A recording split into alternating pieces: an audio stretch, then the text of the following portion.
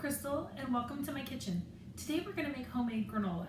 I used to enjoy eating this all the time when I was a kid because my mom used to make it at home, and I haven't made it as an adult in probably more than 20 years. So I got to thinking, why am I not making it? I have almost everything at home. Well, minus a few things I would love to add, but I can get them the next time I go to the store. So what I'm going to try in my granola today, and again, this is a test recipe. I've got 4 cups of old-fashioned oats. Then I've got about 3 cups of nuts that I chopped up, a mix of almonds and walnuts, because that's what I have on hand. If you had pecans and or peanuts and sunflower seeds and flax seed or oat bran or something like that, you could add all of those things too. This is the type of recipe that you can just add whatever you'd like. I wish I had some coconut flakes because I would love to add that as well. So I'm going to mix the chopped nuts with my oats, and I'm using a couple of handmade pottery bowls today. This one is from my hometown in Eureka, and this one is from where I live now, from my friend Chris Bonner from Chris Bonner Studios. He's got a Facebook page and he sells his pottery. He's a local potter here in my town. Okay, now I'm just going to mix that ever so gently to combine the oats with the nuts. Okay. And then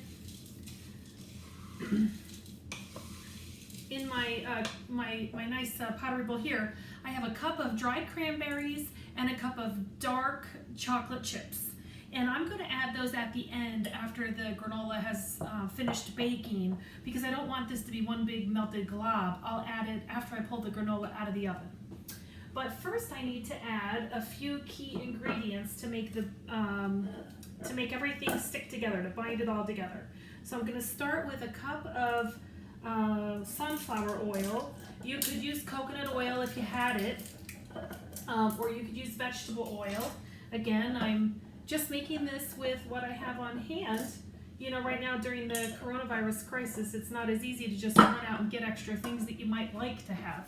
So I'm trying to do what I can with what I have. So I'm going to put these in a little saucepan that I can bring to a boil on the stovetop. So that's what I'm preparing here. So again, 1 cup of oil.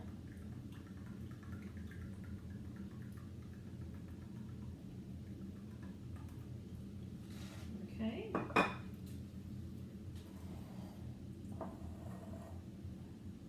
And then I'm going to do 3/4 of a cup of honey, and I have this wonderful fresh wildflower honey that I got from Birds and Bees Farm at the Collingswood Farmers Market at the end of last season.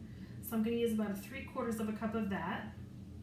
I always try to buy local fresh honey from my local farmers, and it just has such a wonderful rich flavor. Okay, get that out of there. Now, some people like to add a little bit of salt. They like to add brown sugar. I think with the honey and the pure maple syrup that I'm going to use, that's enough sweet. And I think you all know that, generally speaking, I try not to add much, if any, salt to my cooking. So I'm not going to add salt to this. I think with the sweetness from these natural ingredients, it'll be fine. Okay, then I'm going to do about 1/4 cup of pure maple syrup. And our friends Christine and David Wolf gave this to us. They had brought it home from a trip they had done together. Okay. This is going to be a nice base to bind all of my oats and everything together. Okay, and now to that, I'm going to add a tablespoon of cinnamon and a teaspoon of cinnamon and a teaspoon of vanilla extract. Except the only problem is, due to the coronavirus crisis, it's really hard to get vanilla extracts, so I've got almond extracts, so that's what we're going to try. So a teaspoon of cinnamon and a teaspoon of your extract flavoring. And I encourage you to try to use what you have in the spirit of making do with what we have. So now I'm just going to transfer this to the stovetop and bring it to a little bit of a boil. So what I'm going to be doing is I'm going to roll out my oats and nut mixture onto a cookie tray. And I have a piece of parchment paper on top of my cookie tray because I don't want this stuff to become a big glob gooey mess. And since I've never done this, I'm not sure if it's going to fit on one tray or not. So we're going to find out here. And I might have to do a second tray and see how much can fit. I think we can do it. Now I forgot to tell you that I did preheat my oven to 200. And so that's the last thing you should know is that I preheated my oven, to 220.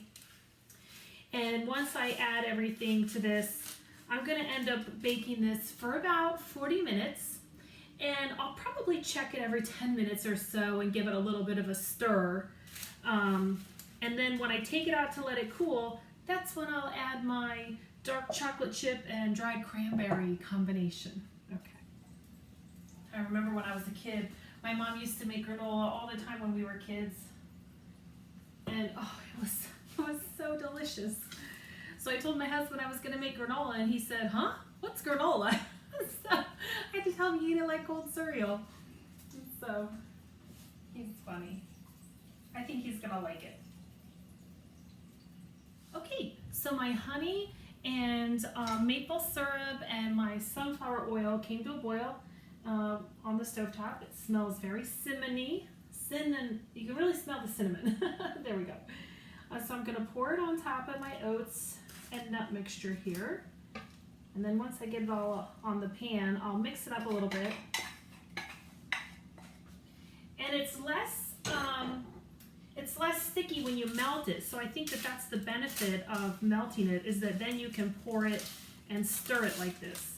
So I just want to stir it up really good to coat all the oats, because the dry oats by themselves are, not the most ideal to chomp into, right? So that's why I want to stir it up really good.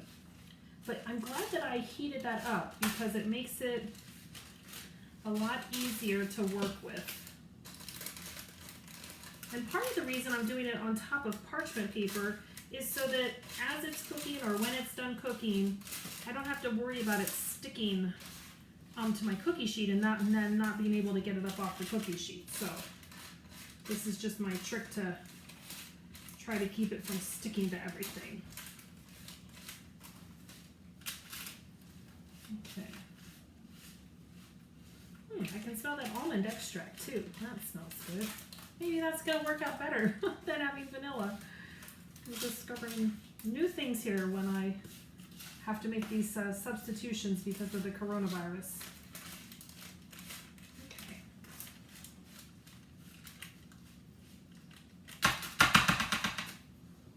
Okay, so now I'm just going to kind of even it out on the pan so it's kind of like an even thickness all the way around the pan.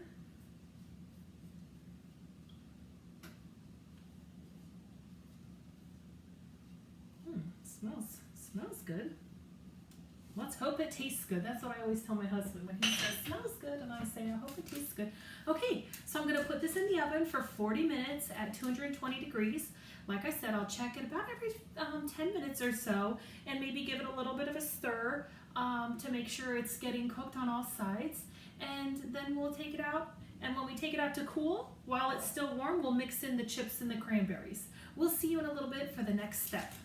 Before I stick it in the oven, I'll just show you kind of up close what it looks like.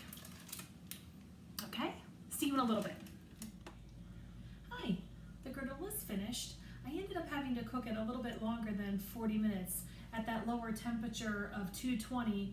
I cooked it for 40 minutes, and then I think I turned it on for another 20 or 25 minutes.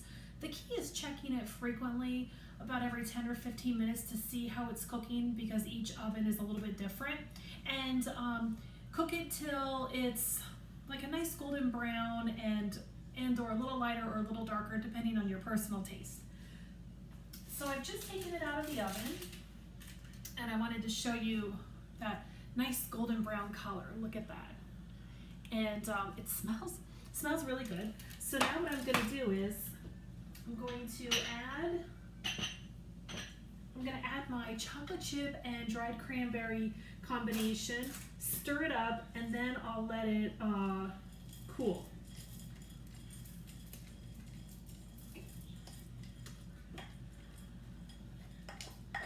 Okay, I have to just be very careful not to burn myself here. So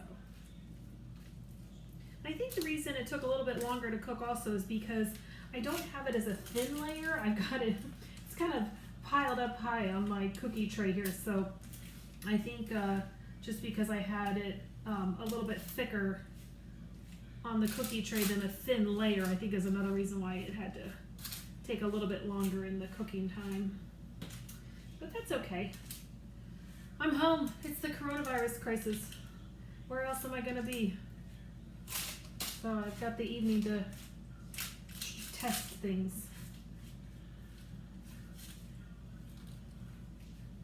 Okay.